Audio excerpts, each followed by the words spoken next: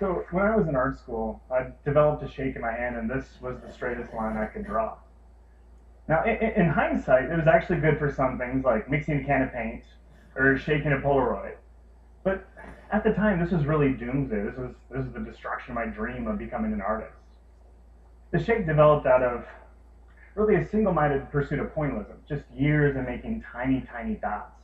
And eventually, these dots went from being perfectly round to looking more like tadpoles because of the shake. So to compensate, I'd hold the pen tighter, and this progressively made the shake worse, so I'd hold the pen tighter still. And this became a vicious cycle that ended up causing so much pain and joint issues, I had trouble holding anything. And after spending all my life wanting to do art, I left art school, and then I left art completely. But after a few years, I just couldn't stay away from art, and I decided to go to a neurologist about the shake and discovered I had permanent nerve damage. And he actually took one look at my squiggly line and said, well, why don't you just embrace the shake? So I did. I went home, I grabbed a pencil, and I just started letting my hand shake and shake. I was making all these scribble pictures. And even though it wasn't the kind of art that I was ultimately passionate about, it felt great. And more importantly, once I embraced the shake, I realized I could still make art. I just had to find a different approach to making the art that I wanted. Now, I still enjoyed the fragmentation of pointillism, seeing these little tiny dots come together to make this unified whole. So I began experimenting with other ways to fragment images where the shake wouldn't affect the work, like dipping my feet in paint and walking on a canvas. Or in a 3D structure consisting of 2x4s, creating a 2D image by burning it with a blowtorch. I discovered that if I worked on a larger scale and with bigger materials, my hand really wouldn't hurt. And after having gone from a single approach to art, I ended up having an approach to creativity that completely changed my artistic horizons. This was the first time I'd encountered this idea that embracing the limitation could actually drive creativity. At the time, I was finishing up school and I was so excited to get a real job and finally afford new art supplies. I had this horrible little set of tools, and I felt like I could do so much more with the supplies I thought an artist was supposed to have. I actually didn't even have a regular pair of scissors. I was using these metal shears until I stole a pair from the office that I worked at. So I got out of school, I got a job, I got a paycheck, I got myself to the art store, and I just went nuts buying supplies. And then when I got home, I sat down and I set myself to test it, really try to create something just completely outside of the box. But I sat there for hours, and nothing came to mind. The same thing the next day, and then the next, quickly slipping into a creative slump. And I was in a dark place for a long time, unable to create. And it didn't make any sense because I was finally able to support my art, and yet I was creatively blank. But as I searched around in the darkness, I realized I was actually paralyzed by all of the choices that I never had before. And it was then that I thought back to my jittery hands, embrace the shake.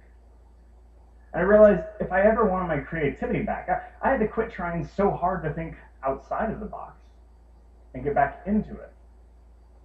I wondered, could you become more creative then by looking for limitations? What if I could only create with $1 worth of supplies? At this point, I was spending a lot of my evenings in, well, I guess I still spend a lot of my evenings in Starbucks, but I know you can ask for an extra cup if you want one. So I decided to ask for 50. Surprisingly, they just handed them right over, and then with some pencils I already had, I made this project for only 80 cents. It really became a moment of clarification for me that we need to first be limited in order to become limitless. I took this approach of thinking inside the box to my canvas and wondered what if instead of painting on a canvas, I could only paint on my chest.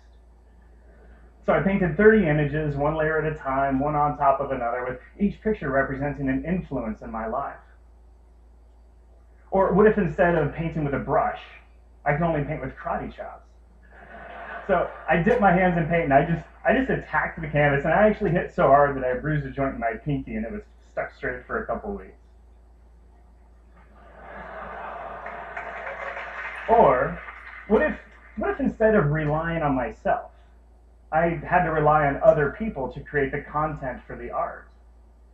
So for 6 days, I lived in front of a webcam, I slept on the floor, and I ate takeout. And I asked people to call me and share a story with me about a life-changing moment. Their stories became the art as I wrote them onto the revolving canvas.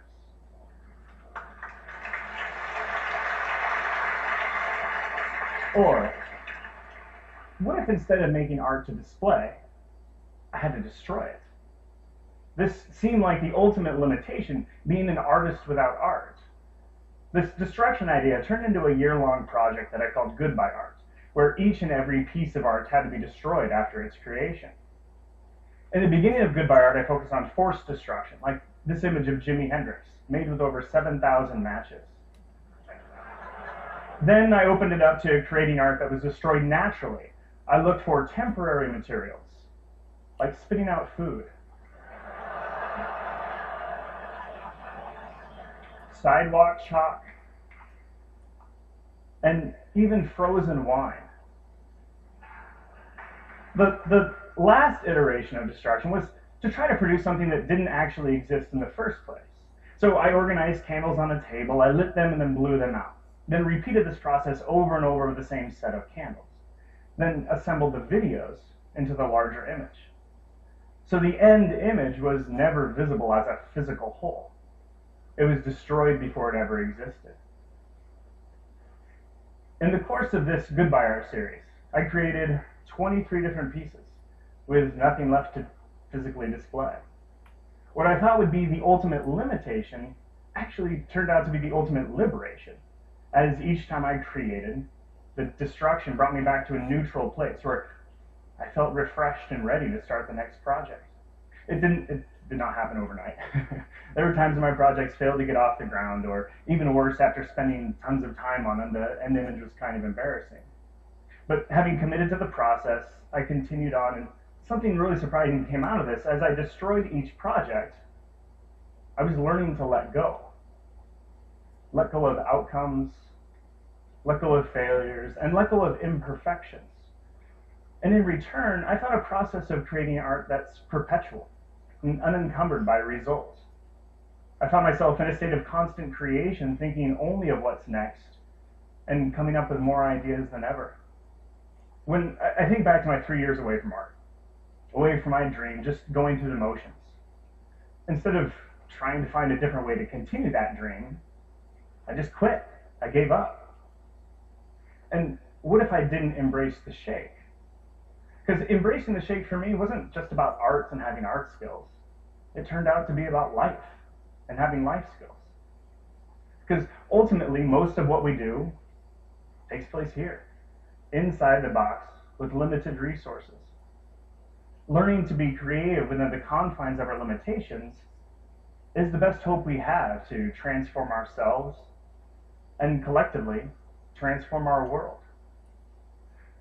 Looking at limitations as a source of creativity changed the course of my life. Now when I run into a barrier or I find myself creatively stumped, I sometimes still struggle, but I continue to show up for the process and try to remind myself of the possibilities. Like using hundreds of real live worms to make an image. Using a pushpin to tattoo a banana. Or painting a picture with hamburger grease. One of my most recent endeavors is to try to translate the habits of creativity that I've learned into something others can replicate. Limitations may be the most unlikely of places to harness creativity, but perhaps one of the best ways to get ourselves out of ruts, rethink categories, and challenge accepted norms. And instead of telling each other to seize the day, maybe we can remind ourselves every day to seize the limitation. Thank you.